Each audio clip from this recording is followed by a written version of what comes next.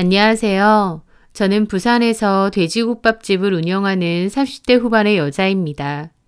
결혼이라는 게 잘 맞는 사람도 있겠지만 저 같은 경우는 결혼이라면 학을 뗀 사람입니다. 왜냐하면 저는 2번의 결혼을 했고 그 2번의 결혼 모두 실패로 끝이 났거든요. 저희 아빠는 제가 고등학생일 때 돌아가셨어요. 원래 아빠랑 엄마랑 함께 돼지국밥집을 운영하셨는데 아빠가 돌아가시고 나서 엄마 혼자 가게를 쭉 운영했습니다.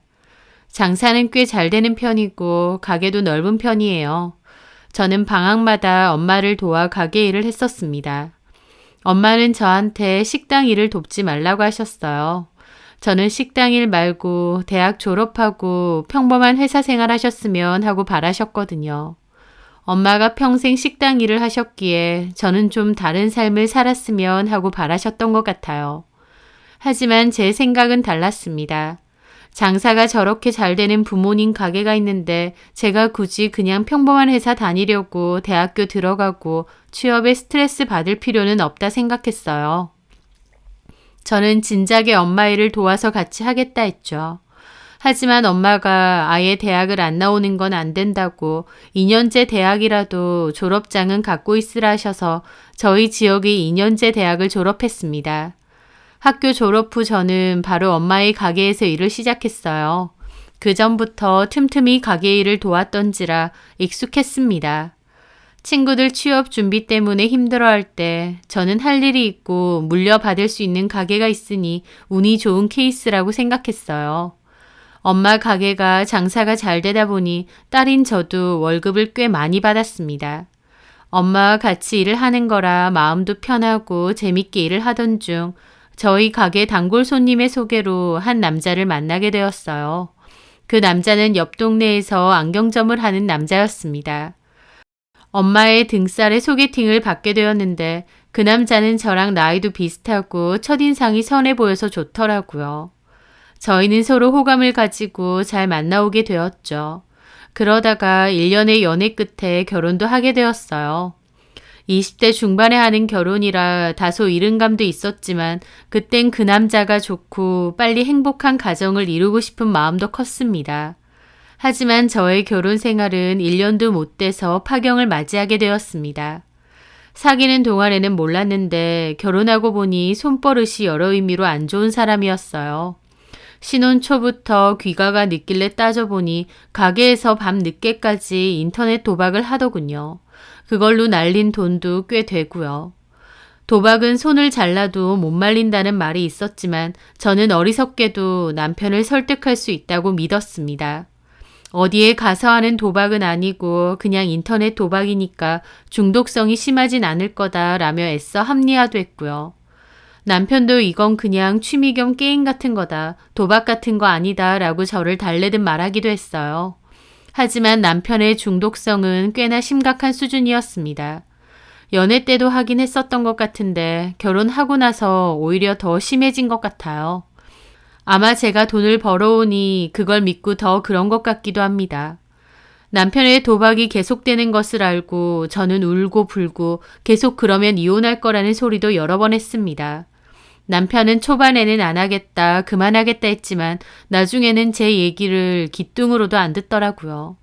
저는 이 얘기를 엄마에게도 못하고 주변 친구들에게도 차마 못했습니다. 엄마가 아시면 당장 갈라서라고 하실 것 같은데 그때까지도 저는 바보같이 이 남자가 나 없으면 정말 망가질 것 같다는 미련을 떨었거든요. 이미 그 남자는 중독에 빠져들어 망가질 대로 망가진 상태인데 그래도 사랑하는 마음이 남아있던 저는 미련 떨며 속을 끓이고 있었던 겁니다. 그 남자는 제 돈에도 손을 많이 댔어요. 그러다 제가 이제 돈 없다고 도박을 끊던지 나랑 끝내던지 결정을 내리라고 했습니다. 나도 더 이상 이렇게는 못 산다고요. 그런데 제가 더 이상 돈을 못 준다고 하자 그 남자는 눈이 확 돌변하더니 제 목을 조르는 겁니다. 저는 그날 이렇게 죽는구나 싶더라고요. 그 남자는 눈에 뵈는 게 없어 보였어요. 목이 졸린 순간 저는 가까스로 무작정 손에 잡힌 핸드폰으로 남편 머리를 찍었고 남편을 밀쳤습니다. 그리고 신발도 못 신고 도망쳤죠. 그날 울면서 엄마 집으로 갔고 엄마도 제 모습에 까무러치시더라고요. 눈에 실핏줄은 다 터져 있고 신발도 못 신고 산발이 된 채로 울면서 도망갔으니까요. 저희 엄마 저 데리고 병원 가서 진단서 다 끊고 시댁 찾아가서 뒤집어 엎었습니다. 그리고 대개 아들이 도박한다고 내 딸 죽일 뻔했다고 소리 지르셨죠. 그 후 폭행 고소와 이혼 통보를 같이 했습니다. 저는 그냥 엄마가 하자는 대로 따라다녔고 제 이혼은 엄마가 나서서 다 처리해 주셨어요. 그때는 엄마가 나서서 해주니 다행이다. 내 손으로 못하니 엄마가 끊어주시는구나 하며 엄마에게 감사하기만 했는데 지금 생각해보면 엄마가 얼마나 저 때문에 마음이 아프셨을까 죄송하기만 합니다. 하여튼 저는 그렇게 첫 번째 결혼 생활을 끝냈어요. 도박에 폭력까지 그 짧은 기간에 험한 일은 다 겪은 결혼이다 보니 학을 뗐죠. 저는 그 후 엄마와 함께 일을 열심히 했고 저희 가게는 꾸준하게 장사가 잘 되었습니다. 엄마는 제가 자식이지만 월급이며 보너스까지 넉넉하게 잘 챙겨주셨고 저는 그 돈을 열심히 모아 통장에 차곡차곡 모아두었어요. 그렇게 엄마와 식당을 운영한 지도 12년 차였는데 그맘때 저희 엄마가 갑상선 암 판정을 받으셨어요. 그맘때 너무 피곤해하시고 건강이 안 좋아 보여 제가 종합검진을 끊어서 엄마를 모시고 갔는데요. 거기서 목에 의심스러운 혹이 발견되었고 새침 검사 후 갑상선암 판정을 받게 된 것이죠. 다행히 완치율이 높은 암이라 수술하고 치료하면 된다고 했는데 엄마는 그 일을 겪으며 생각이 많이 달라지신 것 같았습니다. 제대로 쉬지도 못하고 이날 이때까지 일을 하며 살아왔는데 이제라도 좀 쉬면서 여유롭게 지내고 싶다고 하셨어요. 엄마의 말에 저는 적극적으로 찬성했습니다. 안 그래도 제가 그전부터 가게 운영은 나한테 맡기시고 엄마는 친구분들도 만나고 여행도 다니셔라 여러 번 그랬습니다. 하지만 엄마는 평생 가게 일을 해서 그런지 가게 일 하는 것이 제일 편하다고 그러셨죠.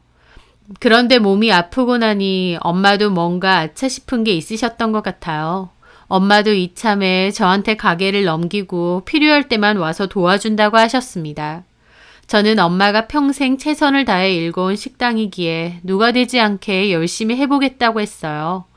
엄마가 나중에라도 다시 일하고 싶으시면 언제든지 오시면 되니까 걱정 말고 푹 쉬라고 말씀드렸죠. 그렇게 엄마는 병원 치료를 받으며 집에서 좀 쉬시게 되었습니다. 초반에야 너무 어색하다고 가게에 자꾸 오시곤 했는데 나중에는 익숙해지신 건지 집에서 푹 쉬시고 친구분들도 만나시고 취미생활도 하러 다니시더라고요. 그런 엄마의 모습에 저도 얼마나 좋았는지 모릅니다. 그렇게 저 혼자서 가게를 꾸려가게 되었어요.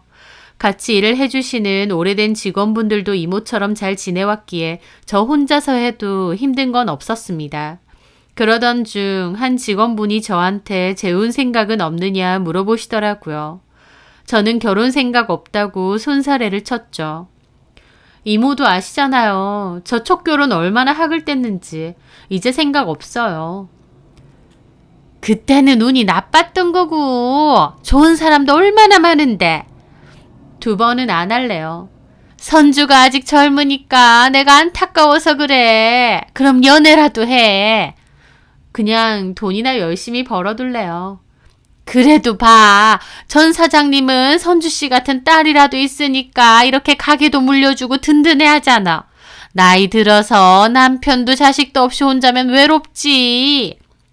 이모는 그렇게 말하시고 자리를 뜨셨어요. 그냥 쉬는 시간에 별뜻 없이 하신 말인데 그 말에 저는 기분이 좀 묘해지더라고요. 혼자서 이렇게 돈만 벌고 살다가 나중에 엄마라도 돌아가시고 나면 나는 혼자가 되겠구나. 그게 확 느껴졌어요. 형제도 없고 가깝게 지내는 친척도 없는 저는 나중에 많이 외롭게 될까 지레 걱정도 되더라고요. 하지만 그렇다고 해서 적극적으로 재혼을 다시 생각해 본다거나 한 건 아니었어요. 그냥 결혼은 절대 안 하겠다. 남자도 필요 없다라는 마음에서 그래도 결혼이 필요한가? 다시 하면 잘할 수 있을까? 정도로 바뀌었다고나 할까요? 그리고 그때 마침 저에게 다가온 남자가 한 명 있었습니다. 어느 날 저는 주방에서 바쁘게 일을 하고 있었는데 밖에서 아 뜨거 하는 소리가 들리는 거예요. 그리고 이걸 어째 죄송합니다 하는 소리도 함께 들렸죠. 저는 이게 무슨 소린가 싶어 부랴부랴 밖으로 달려나갔습니다. 그리고 깜짝 놀랐어요. 저희 가게에 아르바이트로 온 젊은 학생이 있었는데 실수로 손님의 바지에 수육 국물을 좀 쏟았나 보더라고요. 뚝배기에 담기는 국밥 정도는 아니지만 수육도 국물이 제법 뜨겁다 보니 혹시 다치셨을까 저도 놀란 마음에 달려갔습니다. 괜찮으세요? 보니까 남자의 바지에 흘려 있었어요. 아, 예, 괜찮습니다. 많이 흘린 건 아니에요. 뜨거울 텐데 안 다치셨어요? 좀 뜨겁긴 한데 괜찮습니다. 하며 물수건으로 바지를 닦더라고요. 저는 고개 숙여 죄송하다고 사과했죠. 정말 죄송합니다. 저희 직원이 일한 지 얼마 안 돼서 일이 손에 안 익었나 봐요. 세탁비하고 병원 가셔서 혹시 치료받으시면 병원비도 제가 다 드릴게요. 괜찮다니까요. 뭐 이 정도로 병원까지요. 하면서 사람 좋게 웃더라고요. 여기 사장님이신가 보네. 하면서 옆에서 쳐다보고 있던 나이든 여자분 한 분이 말하시는 거예요. 아, 네. 우리 아들이 괜찮다고 하니까 크게 신경 쓰지 마요. 뭐 식당에서 밥 먹다 보면 이런 일도 있는 거지 뭐. 크게 다친 건 아니니까. 이해해 주셔서 감사해요. 오늘 식사하시는 건 제가 그냥 드릴 테니 더 필요하신 거 있으시면 말씀하세요. 아유, 젊은 사장이 싹싹하고 친절하네. 옷도 젖었고 뜨거운 국물이어서 펄쩍 뛰고 화를 낼 수도 있었지만 그 남자 손님도 남자 손님의 부모님도 너그럽게 이해해 주시더라고요. 그 모습에 저도 너무 감사함을 느꼈죠. 그렇게 그날 식사는 무료로 해드리기로 했고 따로 세탁비 명목으로 5만 원 정도를 봉투에 담아 나갈 때 드리려고 했습니다. 그런데 그 남자가 끝까지 계산해달라고 하고 세탁비도 안 받는 거예요. 아휴, 됐다니까요. 집에 가서 그냥 세탁기 돌리면 됩니다. 그래도 저희가 죄송하니까. 저기, 그러면 이건 됐고, 다음에 저 오면 식사나 공짜로 한번 주세요. 네? 저도 여기 근처에서 일하거든요. 다음에 국밥이나 한 그릇 공짜로 주세요.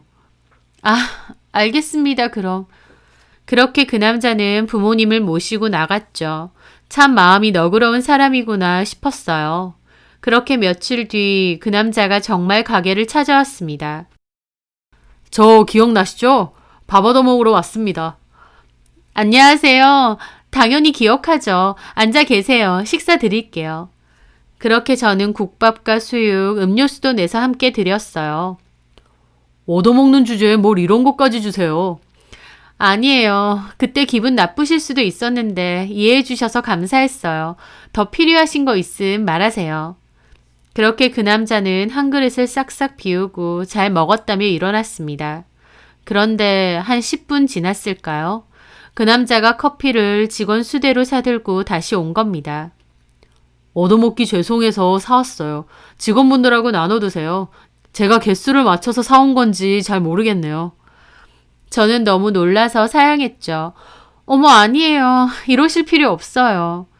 이미 사온 거라 물을 수도 없어요. 쉬시면서 드세요.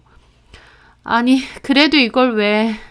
그러자 그 남자는 쭈뼛거리며 그러더군요. 저 사실 이 가게 한 번씩 왔었어요. 아, 그러셨어요. 사장님이 너무 제 스타일이어서 말 한번 걸어보고 싶어서. 네? 저는 몹시 놀랐습니다. 그 남자 말로는 저를 보고 한눈에 반했고 그 이후로 식사 핑계로 일부러 한 번씩 왔대요. 그리고 부모님도 한번 모시고 온 건데 그날 그 일이 있었던 겁니다. 생각지도 못했기에 너무 당황스럽더라고요. 그 남자는 너무 부담스럽게는 생각 말라며 자기 명함을 한 장 주고 갔어요. 그렇게 그 남자가 가게를 떠나고 나서 가게에 있는 이모들은 난리가 났죠. 성격도 서글서글 착해 보이고 그 부모님들도 사람들이 좋아 보였다면서 저보고 연락해보고 한번 만나보라고 하시는 거예요. 저는 쑥스럽기도 했지만 한편으론 그런 저돌적인 고백이 싫지는 않더라고요. 내내 가게에서 일만 하느라 잊고 지냈던 이성적 감정이 올라온 것 같다고나 할까요? 결국 저도 이모들의 등살과 제 마음속에 있던 호감으로 그 남자에게 연락을 했어요.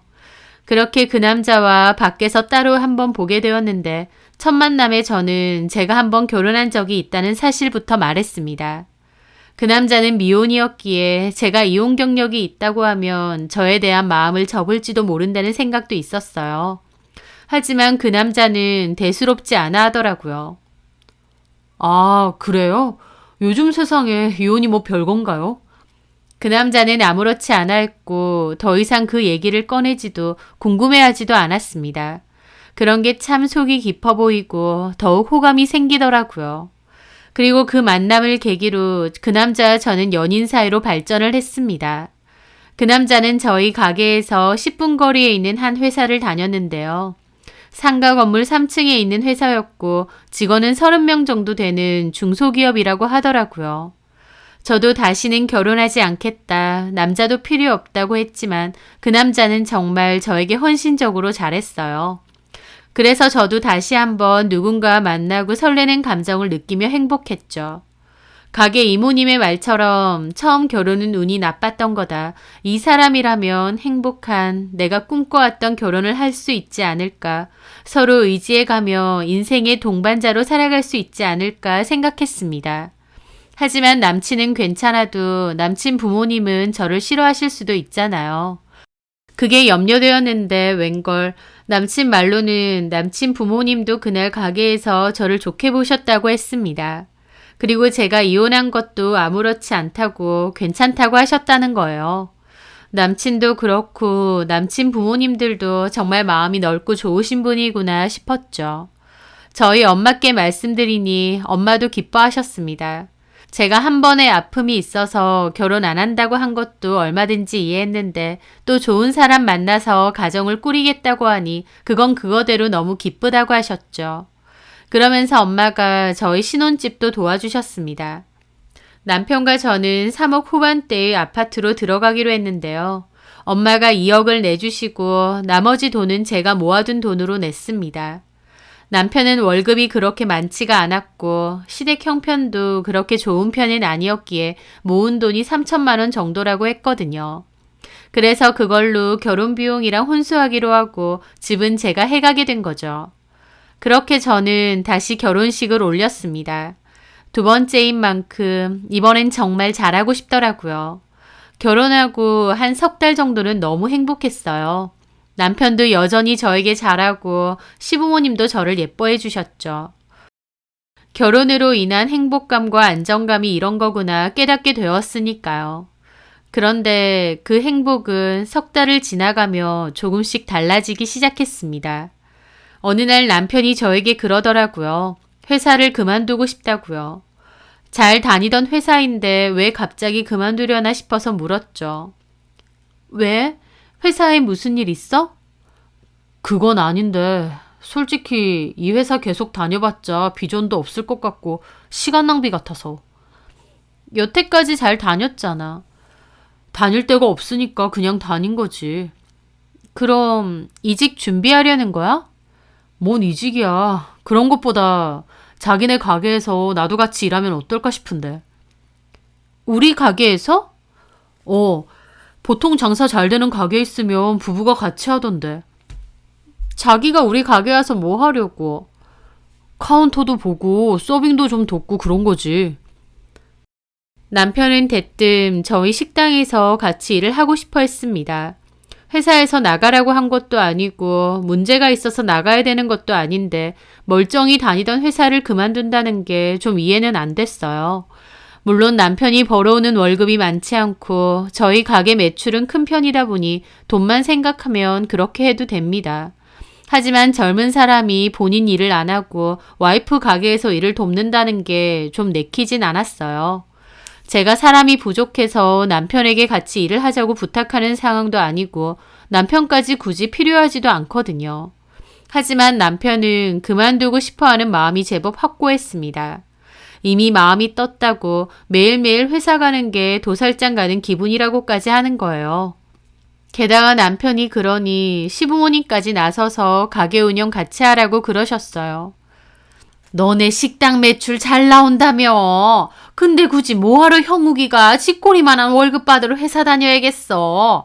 그리고 부부가 같이 일하면 얼마나 의지되고 좋아. 선주 너네 식당에 남자가 하나도 없잖아. 집이든 가게든 남자가 좀 있어야 돼. 그래야 이상한 껄렁배들도 안 붙고. 저희 보안 시스템 다 되어 있어서 괜찮은데. 아니, 너 남편이랑 같이 일하는 게 그렇게 싫어? 싫다기보다 멀쩡히 잘 다니던 회사를 그만둔다는 게 좀 그래서요. 안 멀쩡하다잖아. 비전도 없고 계속 다녀봤자 월급도 별로 안 오르고. 어련히 형욱이가 다 생각이 있어서 저럴까. 나 같으면 좋다고 같이 일하자 하겠구만. 어머님까지 적극적으로 저를 설득하셨고 남편은 거의 회사를 그만둔 것처럼 생각하고 행동했습니다. 저희 엄마도 사위가 결혼하자마자 직장 그만두고 가게에서 같이 일한다고 하니 좀 마음에 걸리신 것 같긴 합니다. 하지만 이제 제 가게고 너네 부부 일이니까 알아서 잘 해보라고 하셨어요. 그래서 결국 남편에게 알겠다고 했고 남편은 바로 회사를 그만두게 되었어요. 회사 그만둔 기념으로 어디 여행이나 다녀오자 해서 3일 정도 제주도로 여행도 다녀왔죠. 그리고 그 여행에서 남편은 자기는 복받은 놈이라고 능력 좋은 와이프 얻은 놈이라는 소리를 많이 하더라고요.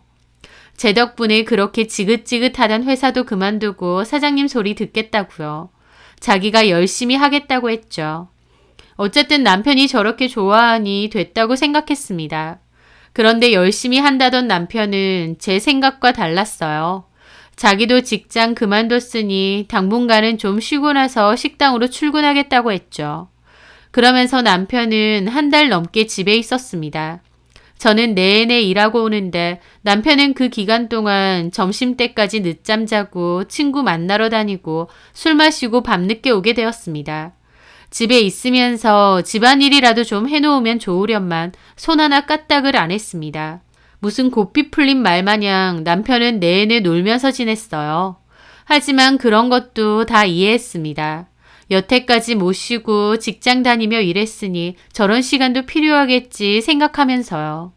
그렇게 한 달여의 시간이 끝나고 제가 이제는 식당으로 나오던지 아니면 재취업 준비하라고 했더니 식당으로 출근하기 시작하더라고요. 그래도 제일 초반에는 좀 열심히 하려는 듯 했어요. 손님들에게도 싹싹하게 굴고 빠릿빠릿하게 일을 해주었으니까요. 출퇴근을 같이 하게 되니 그런 것도 좋았죠. 그래서 부부가 같이 일하면 서로 의지도 많이 되겠구나 싶기도 했습니다. 그런데 그게 두어 달이나 갔나 모르겠어요. 일이 익숙해지고부터 남편은 서서히 꾀를 부리기 시작했습니다. 손님이 밀려 들어와도 카운터만 지키고 앉아있기 일쑤였고 테이블에 빈 그릇이 넘쳐도 잘 치우지도 않았어요. 저는 주방에서 일을 주로 하는데요. 가끔씩 홀을 보면 원래 일하시던 이모님들만 바쁘게 일하시고 남편은 내내 카운터에만 앉아있더라고요.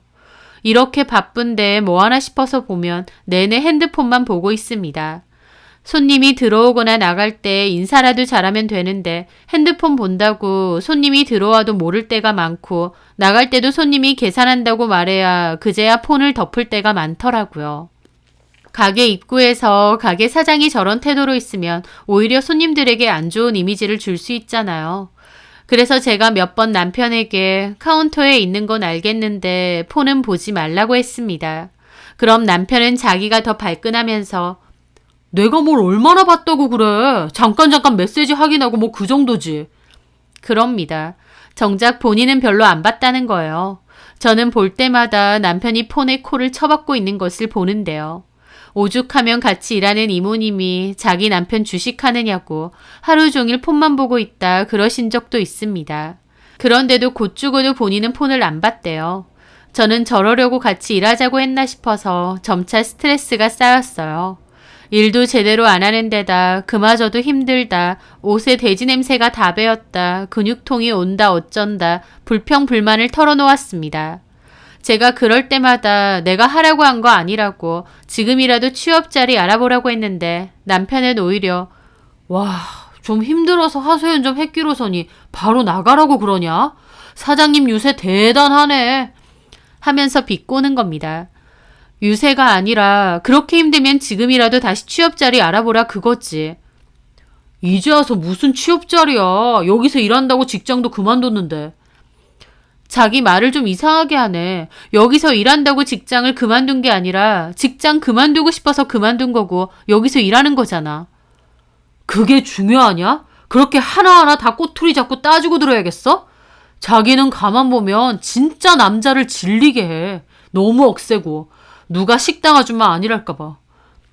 지금 뭐라고 했어? 식당 아줌마? 그래, 내가 뭐 틀린 말 했냐? 어쨌든 식당 했고 결혼도 했으니 식당 아줌마 맞잖아. 자기 말을 이상하게 한다. 지금 나랑 싸워보자는 거야?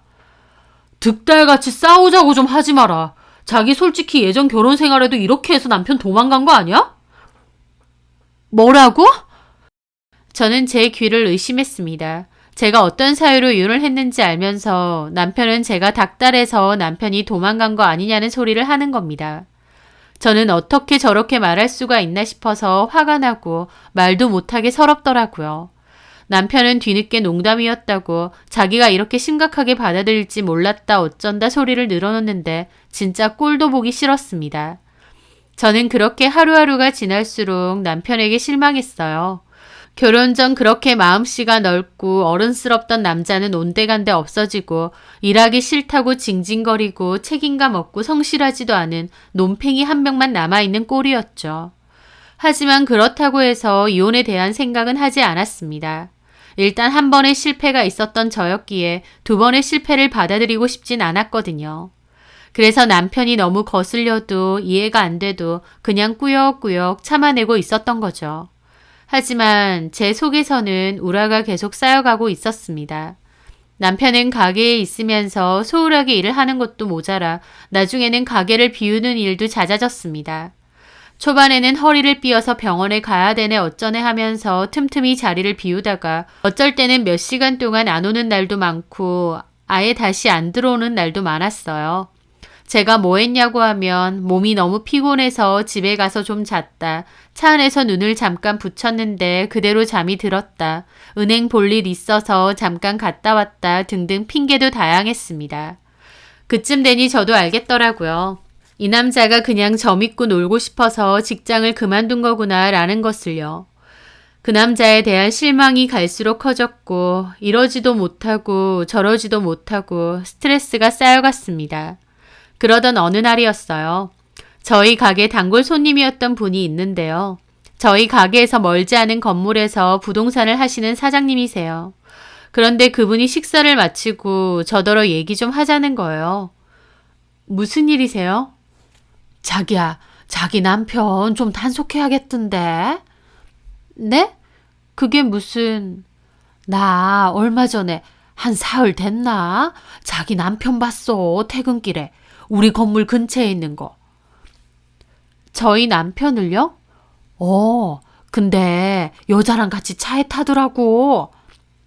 여자요? 그래, 그 여자 어깨에다 손 올리고 같이 차에 타는데 보통 사이 안 같던데. 저는 너무 놀랐습니다. 저희 단골 손님에게 저런 말을 들을 거라고는 생각도 못했어요. 저는 언제 보셨느냐 날짜를 물어봤습니다. 그리고 남편의 차에서 블랙박스를 찾아 그 날짜 영상을 찾았어요. 근데 공교롭게 그 날짜 영상만 없는 겁니다. 남편이 의도적으로 지운 것이었죠. 기가 막혔어요. 뭔가가 있으니 블랙박스를 의도적으로 지운 거던지 아니면 끈 거겠죠. 저는 남편의 행동에 참을 수 없는 화가 올라왔습니다. 가게에서 같이 일하겠다고 열심히 한다고 회사 그만두고 와놓고 논팽이 부리는 짓밖에 하는 것도 없는데 결혼한 지 뭐 얼마나 됐다고 여자까지 만난다뇨? 만약 그게 사실이라면 저도 더는 못 참겠더라고요. 이미 결혼 전 저에게 그렇게 헌신하고 잘하던 남자는 온데간데 없고 제 등에 빨대만 꽂고 편하게 살면서 딴짓까지 하려는 쓰레기만 남아있었으니까요. 블랙박스로 증거를 찾을 순 없었지만 사장님께 들은 말이 있기에 제가 직접 확인해 봐야겠다 싶었습니다. 그렇게 열흘 정도 지났을 때였어요. 시부모님이 저희 가게에 오신다고 하더라고요. 저도 차라리 잘 됐다 싶었죠. 그렇게 저녁 손님이 끝났고 마감 전 다소 한산해진 시간에 부모님이 오셨어요. 오셨어요, 어머님, 아버님. 식사하셨어요? 지금 시간이 몇 시인데 당연히 먹었지. 룸 비었지? 안에서 얘기 좀 하자. 네. 그렇게 방에 시부모님과 저 남편까지 들어갔습니다. 무슨 말을 하려고 가게까지 오셨나 싶었죠. 장사는 잘 되니? 부부끼리 같이 운영하니까 훨씬 낫지? 그 말에 저 쓰는 숨만 나더라고요. 남편이 가게에 도통 붙어있질 않은데 무슨 부부끼리 운영인가요? 예, 근데 무슨 일로? 형욱이가 워낙 성격이 순하고 남한테 싫은 소리 못하는 편이야. 그래서 지 할 말도 못하는 것 같아서 우리가 보자고 했다. 무슨 말인데요? 지금 너네 사는 집 네 명의로 되어 있지? 네. 이 가게도 네 거고. 그렇죠. 하다못해 너네 차까지 네 명이잖아. 우리 형욱이 이름으로 되어 있는 건 아무것도 없는 거네. 그렇지? 저는 어머님이 갑자기 이런 말을 왜 하시나 싶었습니다. 그런데요. 솔직히 이건 좀 아니다 싶어. 하다못해 공동 명의를 하던지 아니면 가게는 네 명이니까 집은 형욱이 명의로 좀 해주던지. 남자가 자기 이름으로 된 재산 하나 없으면 얼마나 기가 죽는 줄 알아? 형욱이 얘 결혼하고 나서 네 기에 눌려서 사는 거 보면 안타깝다. 형욱 씨가 무슨 제 기에 눌린다고 그러시는 거예요. 제가 뭘 어쨌다고요. 그러니까 지금 내가 말하잖아. 네가 어련히 알아서 명의 하나는 남편한테 해줘야 남편이 기펴고 당당하게 사는 거다. 어떻게 전부 다 네가 쥐고 살려고 하니? 하면서 저한테 따지시는데 어처구니가 없으니 말문이 막히더라고요. 제가 쥐고 사는 게 아니라 제 거니까 당연히 제 명인 건데 뭔 소리를 하나 싶었어요. 그리고 이런 말도 안 되는 소리를 이렇게까지 당당하게 하시나 놀랍기도 했죠. 어머니, 저는 어머님이 무슨 말 하시는지 잘 모르겠는 게요. 집도 저희 엄마 이용, 나머지는 제가 했습니다. 게다가 가게도 저희 엄마가 원래 운영하시던 거 저한테 넘겨주신 거고 당연히 제 명이죠. 이게 왜 이 사람 명의로 돼야 되나요? 너네 부부 아니야. 남편 위해서 좋은 마음으로 그 정도도 못 해주니? 제가 왜 그걸 해줘야 되는지 이해가 안 돼서요. 얘가 진짜 하나는 알고 둘은 모르네. 네가 뭘 해왔던 간에 중요한 건 우리 집에서는 흠 있는 너를 받아줬다는 거잖아. 네? 이혼 한 번 하고 온 너를 우리가 아무 말 없이 받아줬잖아. 너는 그런 것에 대해서 어떻게 고마운 게 하나도 없니? 말 안 하면 몰라? 저 그 말 듣고 입이 떡 벌어졌습니다. 저한테는 이혼한 거 아무것도 아니라고 신경 쓸 필요조차도 없다고 하셨는데 사실은 제가 이혼한 경력이 있는 걸 대단한 하자나 흠이라고 생각하셨던 거예요. 그러니까 이혼도 한 저를 받아줬으니 그에 따라 저도 남편에게 뭔가를 해줬어야 된다는 겁니다. 이게 무슨 말도 안 되는 헛소리인가 싶고 어안이 벙벙했죠. 그걸 여태까지 제 흠이라고 생각했었다니 이 사람들이 진짜 내가 새로운 가족이라고 믿었던 사람들인가 싶고 배신감만 들더라고요. 그러니까 어머님 말은 이혼한 저를 받아줬으니 제가 남편한테 집이나 가게 명의라도 줘야 된다고요? 당연한 거 아니야. 너는 한번 갔다 온 이혼녀고 우리 아들은 총각이었잖아. 그게 얼마나 큰 차이인 줄 알아? 나는 네가 우리한테 고마워서라도 말 안 해도 그렇게 해줄 줄 알았다. 언제쯤 우리 아들한테 명의를 줄까 기다리고 있었어. 근데 아무리 기다려도 뭐 돌아오는 게 없어. 아무 토도 안 달고 너 받아줬는데 우리한테 이러면 안 되지. 우리가 얼마나 손해인데. 어머니 진짜 너무하시네요. 저를 그렇게 생각하셨어요? 그럼 뭐하러 결혼 허락하세요? 그냥 결혼은 안 된다고 하시지. 결혼이 무슨 장사도 아니고 손에 운운하는 게 말이 되나요? 뭐야? 말도 안 되는 소리하는 어머님도 어이없고 그 옆에서 입 꾹 닫고 있는 남편도 열받더라고요. 아마 시부모님과 남편이 상의해서 벌인 짓이겠죠. 아니면 남편이 나서서 시부모님께 말해달라고 하던지요. 뻔뻔스러운 그 식구들을 보는데 속에서 천불이 올라오더라고요. 저 그렇게 못하겠는데요. 이혼 한번 했다고 제가 대단한 문제가 있다고도 생각 안 합니다. 진짜 뻔뻔하네. 염치가 있는 앤 줄 알고 어련히 알아서 잘하겠거니 해서 결혼도 시켰더니 상황 파악이 안 되니? 너 한마디로 중고품 아니야. 남이 쓰다 버린. 라는 겁니다. 저더러 중고라고 표현을 하신 거였죠. 중고라고 하셨어요? 저보고?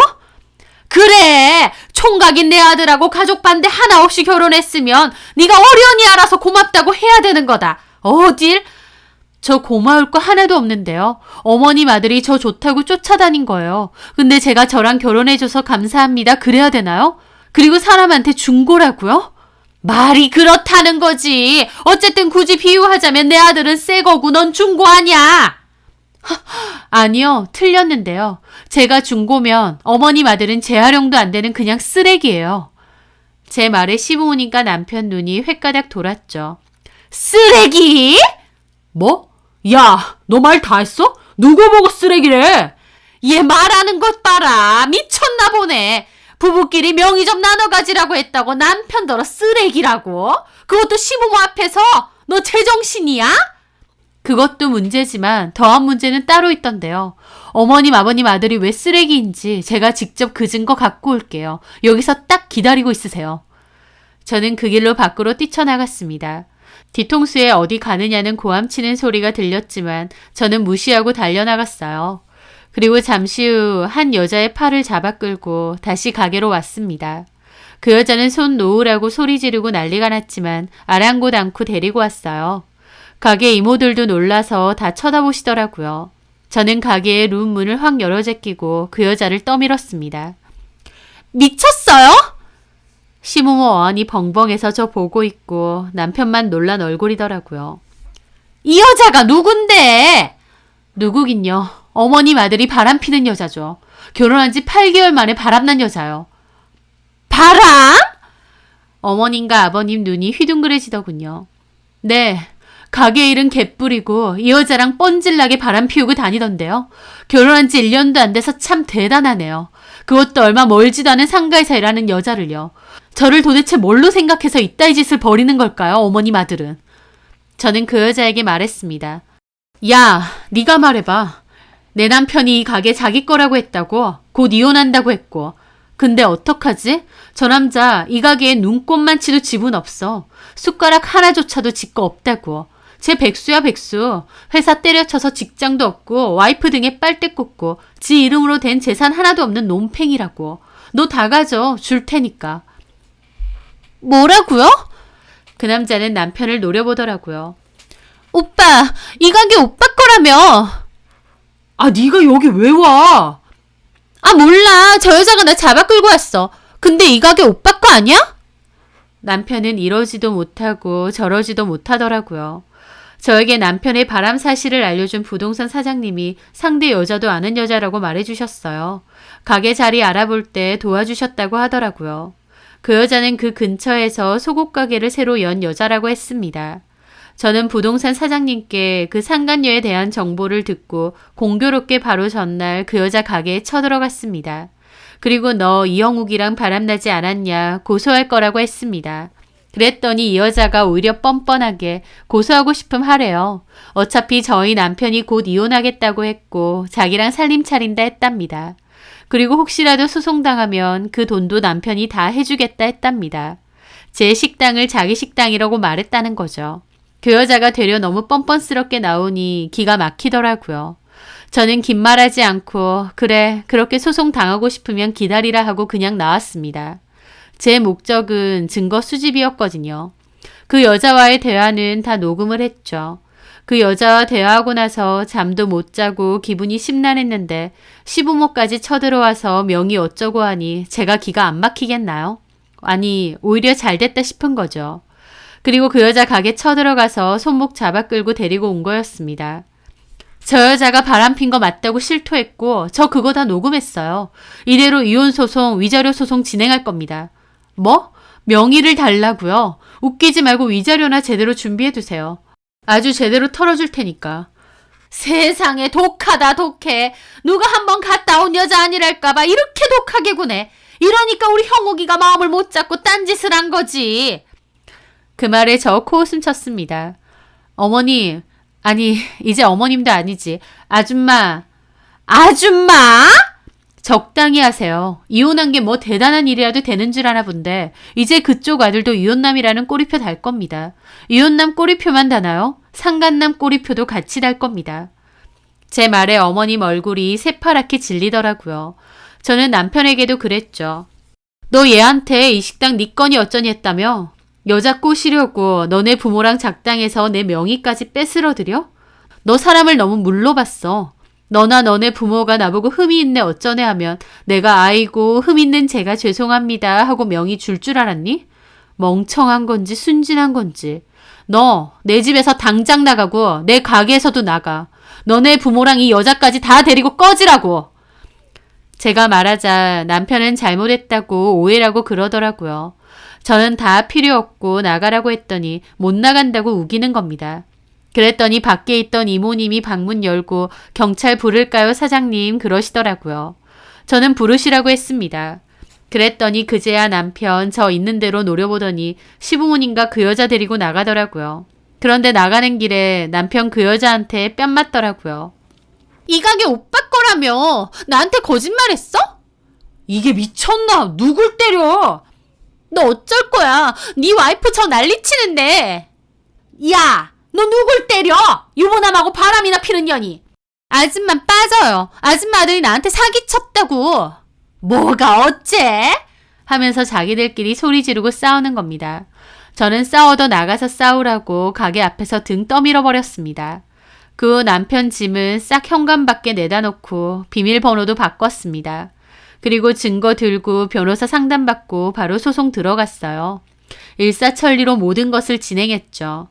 상간녀가 직접 불륜을 했다고 실토한 녹음이 있기에 증거는 확실했습니다.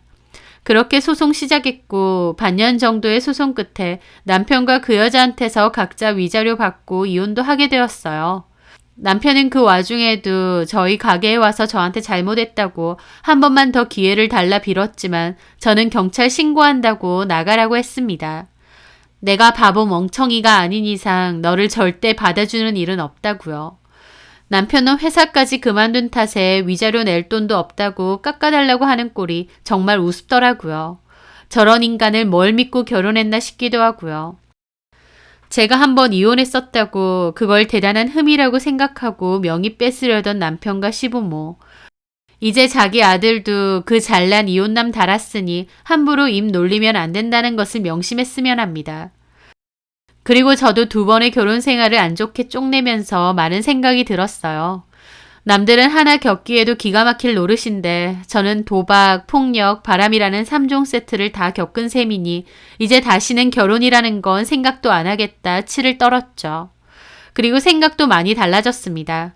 가족이 있어도 자식이 있어도 결국 사람은 누구나 외로움이 있을 수밖에 없더라고요. 저는 그 혼자라는 외로움이 걱정돼서 또 결혼을 선택했던 것도 있는 것 같습니다. 하지만 인간은 원래 혼자고 외롭다라는 사실을 이제는 받아들이기로 했습니다. 그리고 제 내면의 외로움은 제 스스로가 달래나가고 채워나가야 될 문제다라는 것도 깨달았죠. 그 누구에게도 의지하지 않고 제 스스로를 보살피고 위로해가며 사는 것이 중요하다는 것도요. 2번의 결혼이 모두 실패로 끝났고 누군가는 저에게 이혼을 2번이나 했다고 손가락질할 수도 있겠죠. 하지만 다른 사람들이 어떻게 생각하든 말든 이제는 상관없습니다. 그런 것들이 제 인생을 책임져 주지는 않으니까요. 저를 배신하지 않고 저를 버리지 않고 저만을 위해 살아줄 사람은 결국 제 자신이더라고요. 그걸 이제는 아주 잘 깨달은 것 같습니다. 첫 번째 이혼은 엄마가 도와주었지만 2번째만큼은 제가 아니다 싶었을 때 더 끌지 않고 잘 끝낸 것 같아요. 그런 저를 칭찬해주고 싶네요. 깨달은 것이 있으니 그 2번의 결혼 실패도 인생 공부했다 생각하렵니다. 제 사연 들어주셔서 감사합니다.